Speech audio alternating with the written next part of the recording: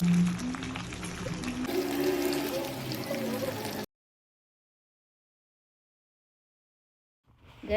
আশা করছি সবাই অনেক ভালো আছো, আমিও ভালো আছি।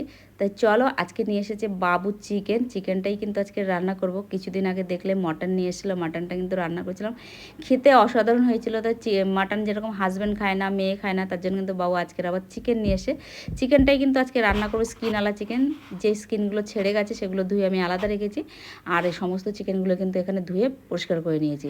এবার ম্যারিনেশন করে নেবো। দিয়ে দিয়েছি স্বাদ মতন লবণ, দিয়ে দিলাম হলুদ, দিয়ে দেবো আদা রসুন বাটা, দিয়ে দেবো লঙ্কার গুঁড়ো, আর সবশেষে দিয়ে দেবো কিন্তু একটা পেঁয়াজ, গোটা বড় পেঁয়াজ আমি বাটা করে নিয়েছি। যেহেতু চিকেনের পরিমাণটা অনেক বেশি, তার জন্য একটু মশলাটাও বেশি লাগবে, তার জন্য একটু আমি পেঁয়াজ বাটা করে নিয়েছি। সবশেষে দিয়ে দেবো ধনের গুঁড়ো আর জিরের গুঁড়ো।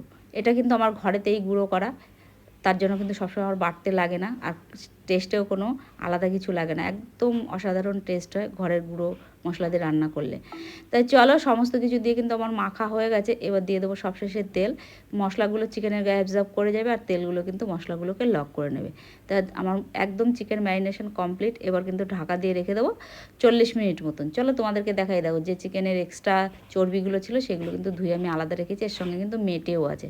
ফিরে এলাম 40 মিনিট পরে। এদিকে কিন্তু আমি কড়াইতে বসিয়ে দিয়েছি। দিয়ে দেবো গোটা গরম মশলা ফোড়ন, এলাচ, দারচিনি আর লবঙ্গ, সব কিছু দিয়ে দিয়েছি। দেখো, সব কিছু দিয়ে দিয়েছি।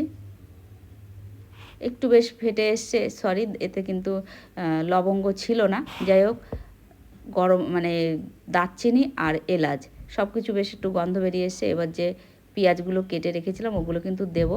আজকে দেখতে পেয়েছো ম্যারিনেশনের সময় কিন্তু আমি পেঁয়াজ অ্যাড করে নিই, তার বদলে কিন্তু পরে আমি পেঁয়াজগুলো ভাজা ভাজা করে নেবো। পেঁয়াজগুলো দেখো কালারও চেঞ্জ হয়ে গেছে, আর ভাজা ভাজা মতন হয়ে এসে সুন্দর একটা গন্ধও বেরিয়েছে। এবার যে চিকেনগুলো আমি ম্যারিনেশন করে রেখেছিলাম, চিকেনগুলো কিন্তু এবার আমি দিয়ে দেবো।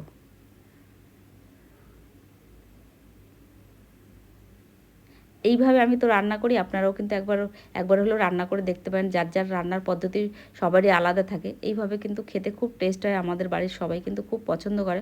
তাই চলো, সবশেষে দিয়ে দেবো কিন্তু একটা টমেটো। ঢেকে ঢেকে কিন্তু আমি চিকেনটা কষাবো, তাহলে কি হবে, ওই চিকেনের জলেই চিকেনটা কিন্তু সিদ্ধ হয়ে যাবে। আর পরে সামান্য জল আমি অ্যাড করে দেবো। আর যখন আপনারা বাড়িতে অনেক অনেক সময় দেখবেন কি চিকেনে অনেক জল জমে যায়, কারণ যখন আপনারা চিকেন বাজার থেকে কেনেন তখন চিকেন যখন কাটা হয় সঙ্গে সঙ্গে জলে ডুবে দেয়। ওটা বারণ করবেন, বাড়িতে এসে নিজের মতন নিজে ধুয়ে নেবেন, তাহলে চিকেনে কিন্তু জলটা একটু কম বেরোবে। দেখুন জলটা একটু কম বেরিয়েছে, দেখে কিন্তু তেল ছেড়ে এসছে চিকেন থেকে। আমি তাই বলি, বাবু কিনলেও তাই বলি। সবশেষে দিয়ে দেবো কিন্তু মানে সেই যে চর্বিগুলো রাখা ছিল আর মেটেগুলো। চিকেন অলমোস্ট আমার কিন্তু কষানোর ডান, তার জন্য কিন্তু এখন দিলাম। এবার চিকেন স্কিনগুলো দিয়েও কিন্তু 2-1 মিনিট আমি কষিয়ে নেবো। তারপরে যে আলুগুলো কেটে রেখেছিলাম আলুগুলো দিয়ে দেবো। কারণ আমি আলুগুলো আজকের ভাজা করে নিই, আপনারা চাইলে ভেজে নিতে পারেন। আমার কাছে কিন্তু আলু ভাজা আর এমনি করে দেওয়া আমার কোনো টেস্টে কিন্তু কোনোই তফাৎ মনে হয় না।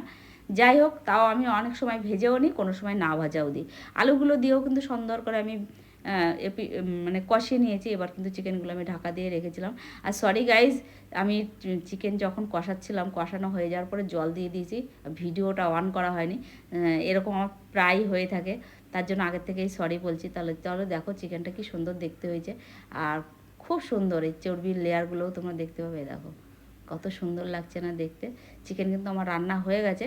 এই এই এই সময় কিন্তু আপনারা কিন্তু গরম মশলা দিতে পারেন। যেহেতু আমি গোটা গরম মশলা ফোড়নে দিয়েছিলাম, তার জন্য কিন্তু আমি কিন্তু আজকের আর কোনো গরম মশলার গুঁড়ো এতে ইউজ করব না। একদম চিকেন আমার রান্না কমপ্লিট। এবার ঢাকা দিয়ে রাখবো। চিকেনটা কিন্তু এখন ঢাকা দিয়ে রাখবো 5 মিনিট। 5 মিনিট পরে কিন্তু চিকেনটা এখন পরিবেশন করে নেবো। তাও ফিরে এলাম 5 মিনিট পরে। দিল চিকেনটা একদম স্ট্যান্ডিং টাইমে রাখা ছিল। এক দেখো কি সুন্দর দেখতে হয়েছে, অসাধারণ কালার।